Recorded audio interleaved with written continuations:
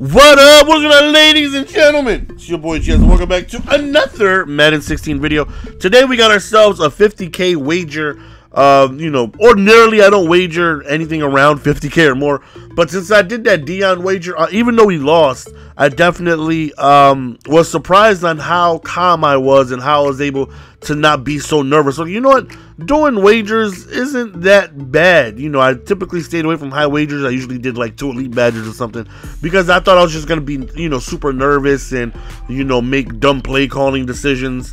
And it finds out I don't need to be in a high wager to make dumb play call decisions. This is the offense heading on into the game. This is when we just picked up 97 Vincent Jackson and 97 Charles Woodson. So, whenever I ask for a wager, again, I have no idea anything about my opponent. I don't know their overalls. I don't know their play, their play skill. I don't know how good they are. I don't know if I played them before. I don't know anything. I would just ask, hey, anybody want to wager 50K or more? And there's, 30, 50 people saying, I'll play 50K, 50K, 75K. So, this guy said he wanted to play for 50K. And it turns out he has a 96 overall team. And we're going to take a look at his team. And he has a monstrous squadron. And, I would definitely be lying if I said having a good team doesn't make it easier to win. Obviously, the better players that you have, the easier it is to not really so much offensively, but defensively is really noticeable.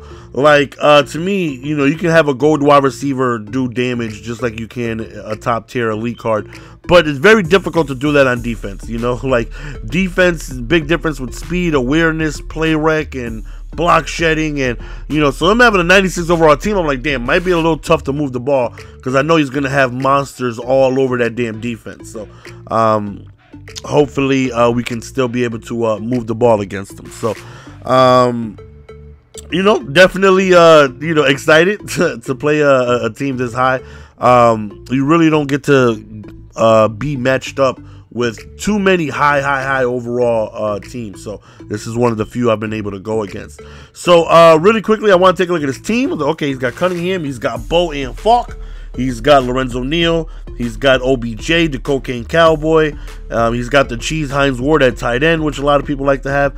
Little weird how he has Max Unger, 86 overall, as his center. I don't really know. Maybe he knows something glitchy that I don't know.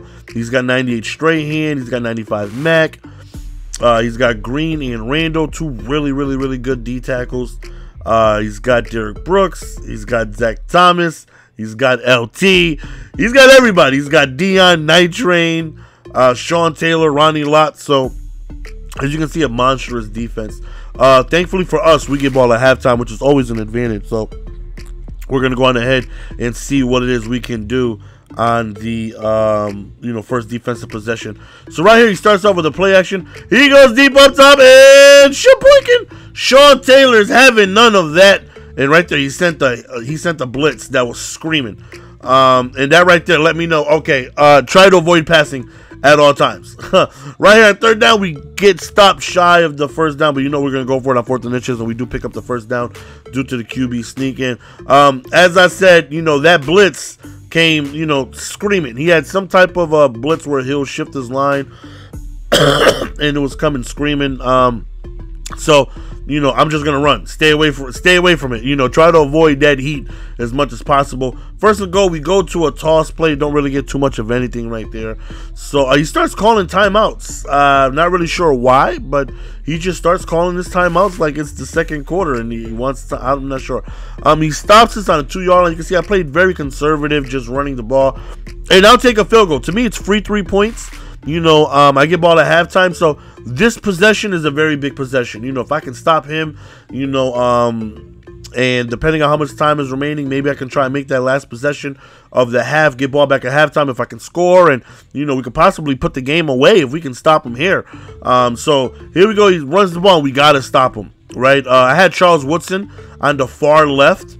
But I had to switch it. I had to put Night Train Lane over there just because he was running the ball towards the left a lot. And Night Train has a ton more block shed right there. Sent a little bit of heat. All right. He sent some heat and we sent some heat too. All right.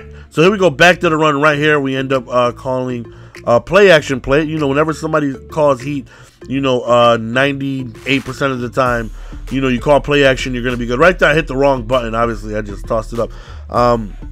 Play action will not work against edge heat, though. It's going to come in, you're going to get sacked. But right there is wide open. I just couldn't connect. I'm like, you got to be kidding me, man. So I got to settle for another field goal.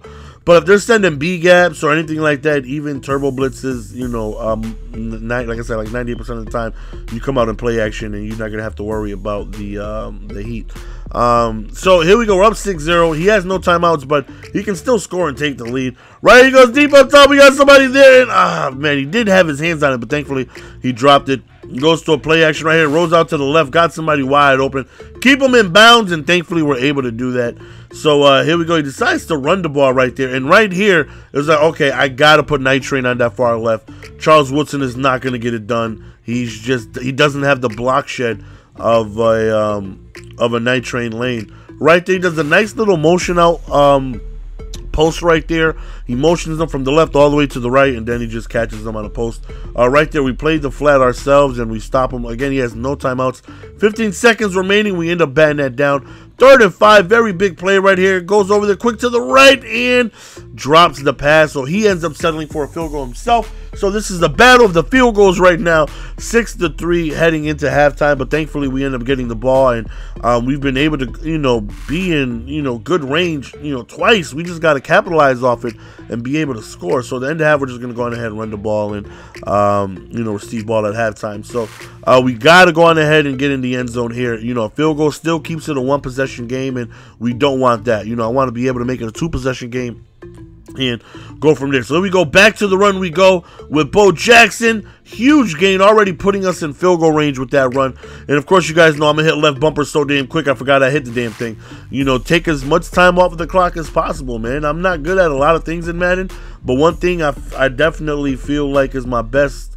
Right there, just not the best read right there, and we got to settle for another field goal. What I feel like my best Madden attribute is clock management. Easily the best thing.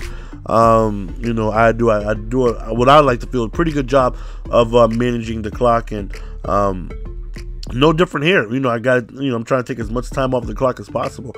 Right there, he throws a fluffer nutter, just overthrown. So here we go, 3rd and 7 right here, and don't test that user.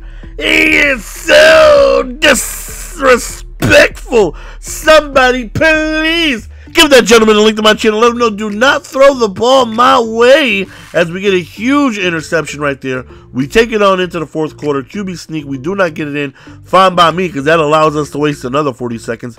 I would have been fine getting stopped every time and kicking a field goal. A field goal, no matter what, any type of score would have put me up 2 possessions, and I would have been fine with that. So we're up 16-3. Here we right there. I don't know how the hell that happened. He just came right into the A gap. I wish I did know. I'd do it more often. Right there, he chucks it up. Very good play. Again, that motion post right there. Caught me with it before, and then he goes to it again, and I think he goes to it like 4 times in a row.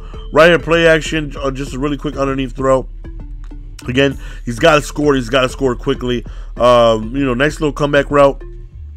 Picks up the first down. 2-minute warning is there. It's a fumble, and we end up recovering. He was calling a ton of play action, so I figured I'm going to send like 8 people, and if he called the play action, we should get some edgy, and that's what happened. That's the end of the video, fellas. As you guys can see, he ends up quitting, and we end up winning the wager. Follow me on Twitter if you guys don't already. It's your boy Jess. We're going to go on ahead and be signing out. Peace!